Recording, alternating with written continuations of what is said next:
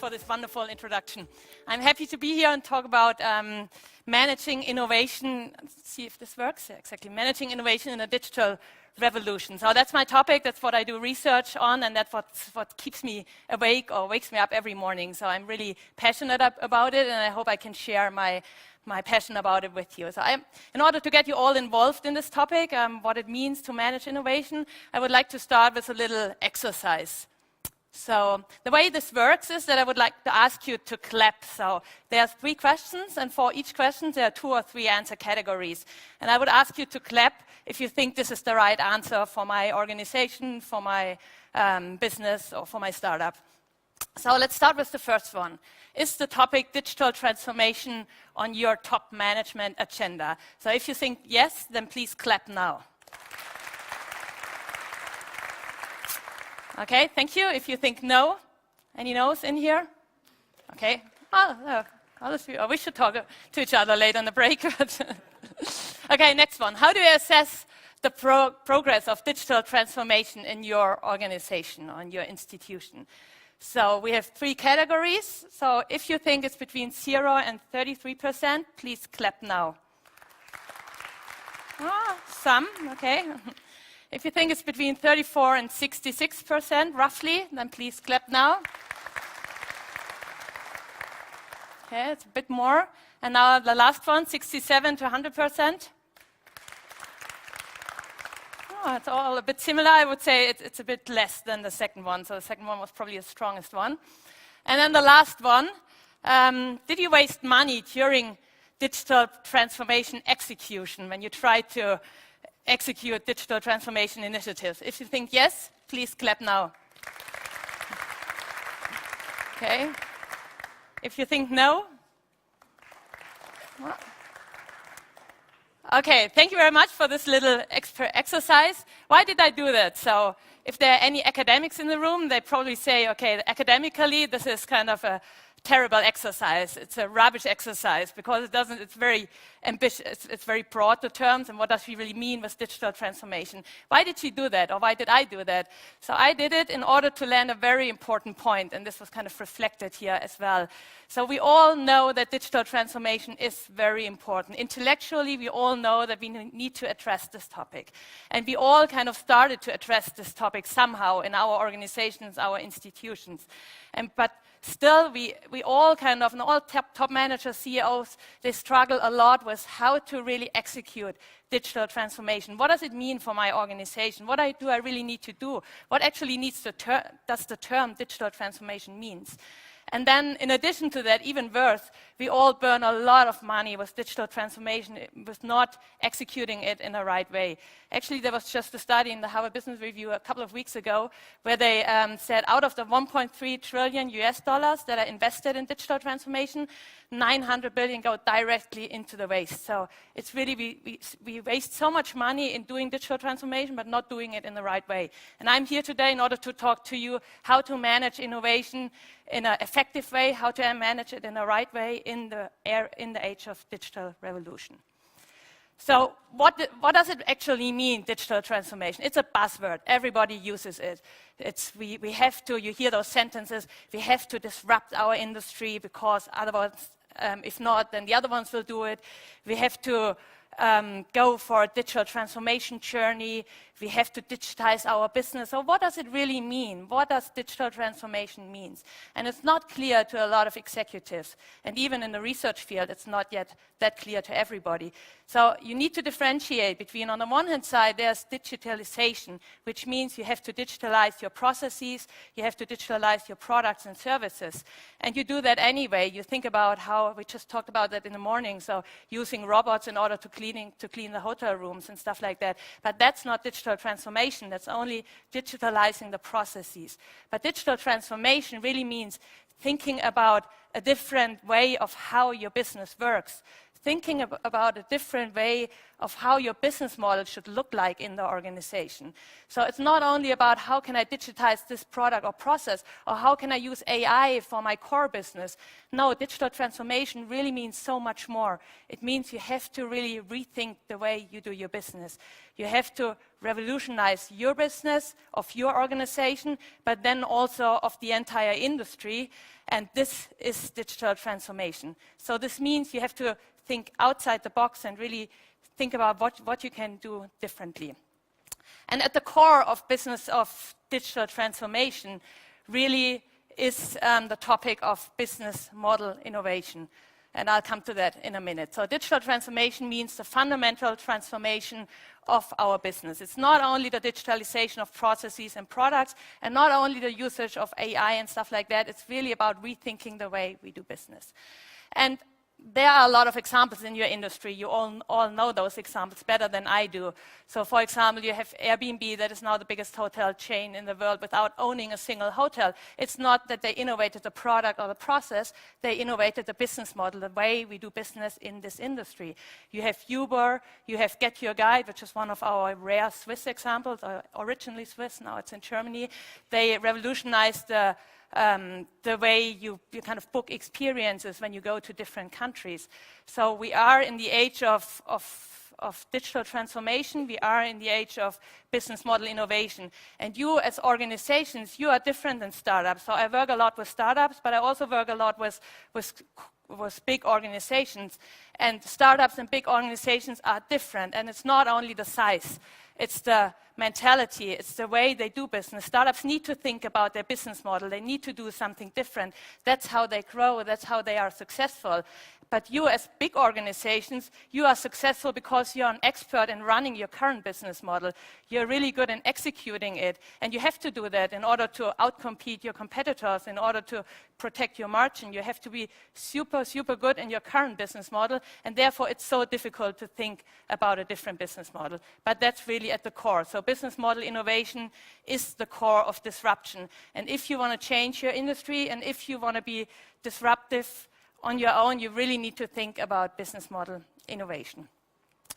Why is it so difficult for core organizations, for big organizations? I kind of like this double S-curve in order to explain that, because you have a business model, this is what made you successful, but this business model kind of is the gray line that you can see there. It used to be successful and it might still be successful, but you will kind of experience a decrease in the margin. It's difficult to keep your market shares, etc. And this kind of are all signs that disruption is underway, and you need to embrace this disruption, and you need to think about how can I, in my organization, in my industry, think about a new business model, and that's the green line. So you really need to come up with a new business model, and you need to have this overall digital strategy. So what do I want to do in my core business? Obviously, I have to digitize the processes, etc., all those things. But in addition to that, I have to come up with a totally new business model. And at the beginning, it might not be successful, but then over time, it picks up and it will be more and more successful. And maybe it's not the first one that you try out, but the second or the third one that will be successful. And at some point of time, it will then be more successful than the traditional one, and then you are prepared for the future. So it's really about reinventing the future. So is it possible for established organizations to disrupt the industry? Yes, for sure. So my research tells me that it's not that only startups can disrupt industries, also established organizations can disrupt industries. But it is a bit more difficult and it's a bit more complex because you have this established business model. On the other hand, it also gives you a lot of advantages because you have the knowledge of the industry, you have kind of management capabilities, and you can use those capabilities later on if your new business grows, and then you can use and leverage your existing capabilities. So what is a business model? Just to recap a bit, before I talked a lot about it already. So for us, business model innovation is based on 4 components. So it's about the value proposition. So what do I really offer to my customer? It's about the value chain. So how am I positioned in the value chain? Who are the partners with whom I cooperate? And then what is the revenue model? How do I make money with my business model? What is my pricing mechanism? And in the center, it's still the customer. So because the customer is so important, and what does the customer want? And that should also be in the center, and if you think about business model innovation. And it's also important that it leads to value creation and value capture. So you have to create value for the environment, but you also need to make sure that somehow you and your partners can capture part of that value. Why is it so difficult to disrupt the business model? It's because you have an established business model and because you have to think outside of the dominant logic. You are used to run your business as it has been run in the past, but you have to think differently about how to run your business in order to innovate your business model. So thinking outside the box has to be managed, as creativity is in short supply. And there's a nice study of a colleague in the US, and he kind of tests how the capability to be creative changes when you get older. And he always took the same group of children, and then he looked how their capability to think outside the box changes over the years. And he started with the 3 to 5 years old. What do you think? How creative are they? What is the percentage of the ones that are able to think outside the box? It's 100. Do not only think about your own kids, also there are other kids around there. But you're right, it's very high. It's 98%. It's very high. And then interestingly, if we come to the 8 to 10 years old, they went to kindergarten and maybe first and second grade, then it goes significantly down. It goes down to 32%.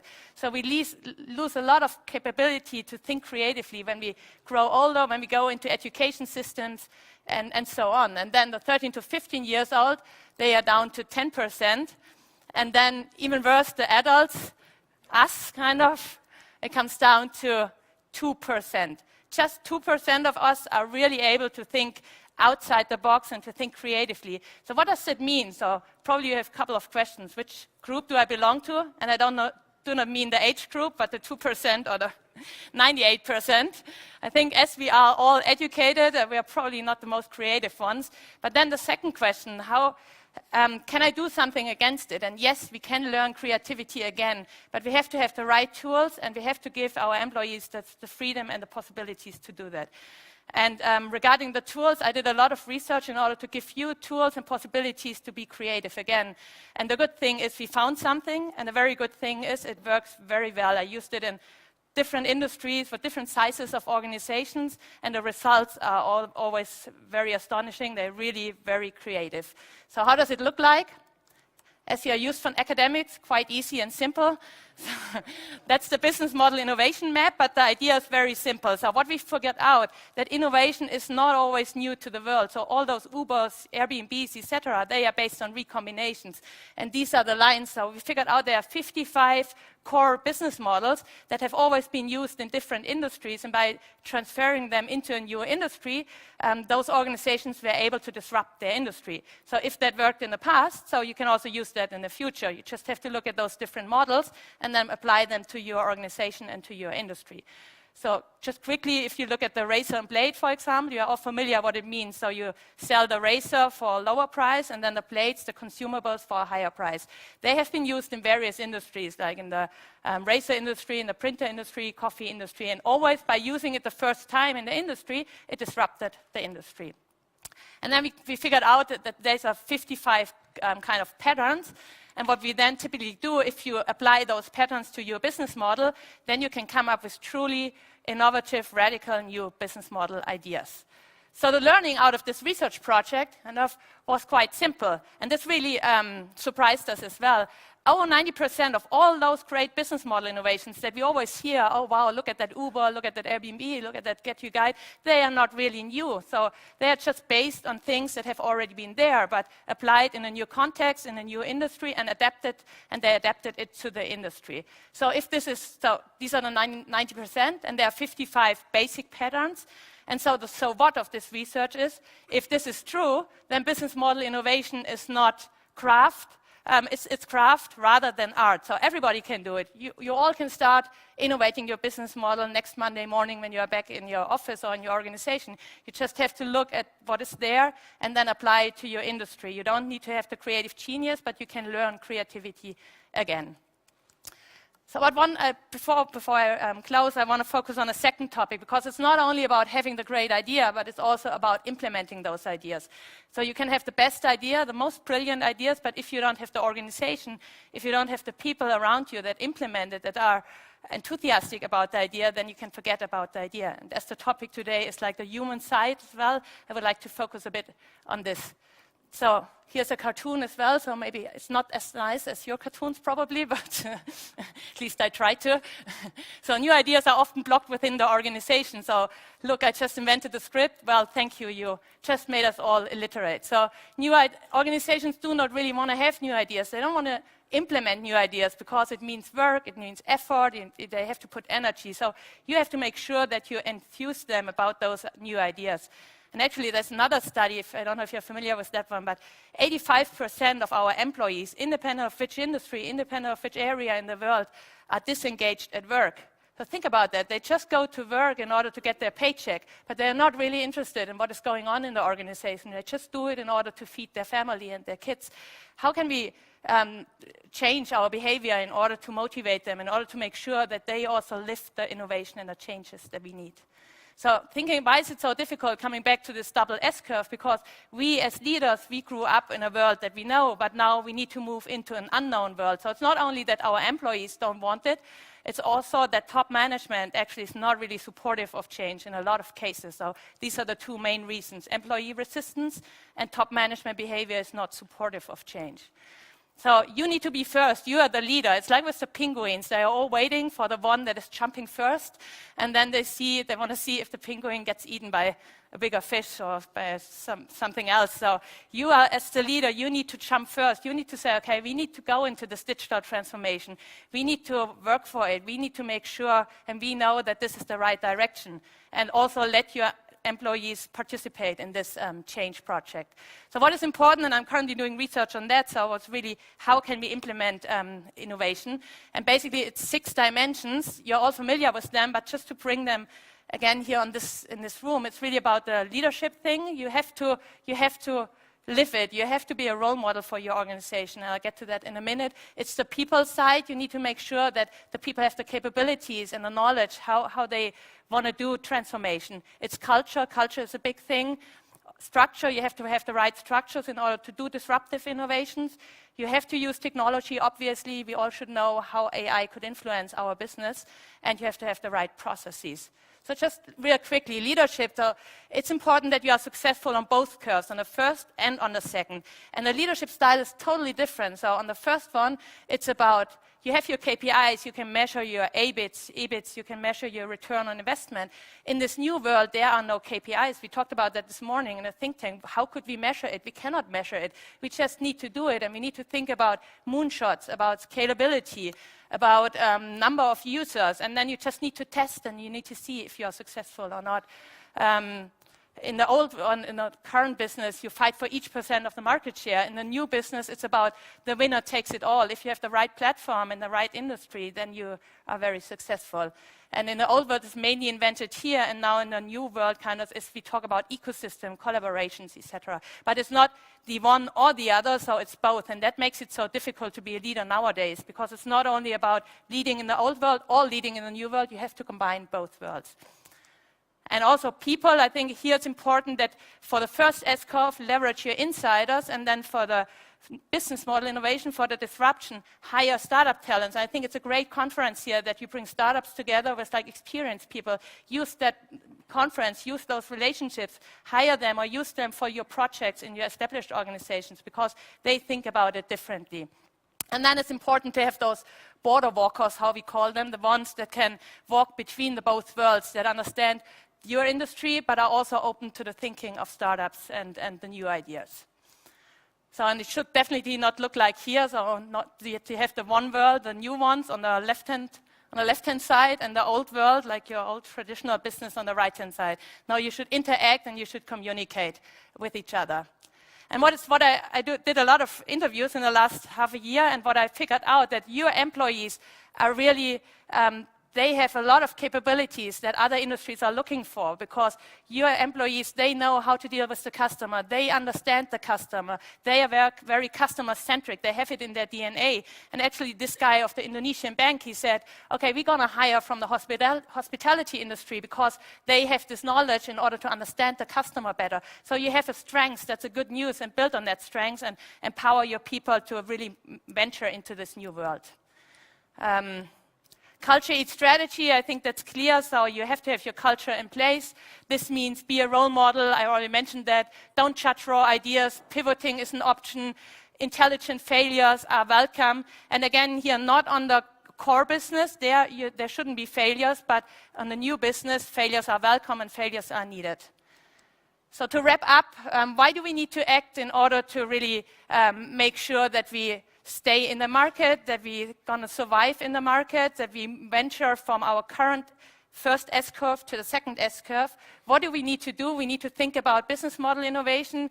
We need to, there are patterns there from other industries that you can apply to your industry in order to test if they work, in order to disrupt your own industry. You don't need to have those creative genius. Everybody can do it. And the last one, how to do it, it's all about the soft side. It's about the human side. We are all people in organizations and in institutions, and therefore you have to motivate and you have to empower your people in order to make sure that you're going to be successful with the digital transformation. Thank you very much. Oh, just one more, sorry. Never ever give up, and not everything that is there succeeds, but everything that succeeds was once tried. So with that message, I want to thank you, all of you, and talk to you later.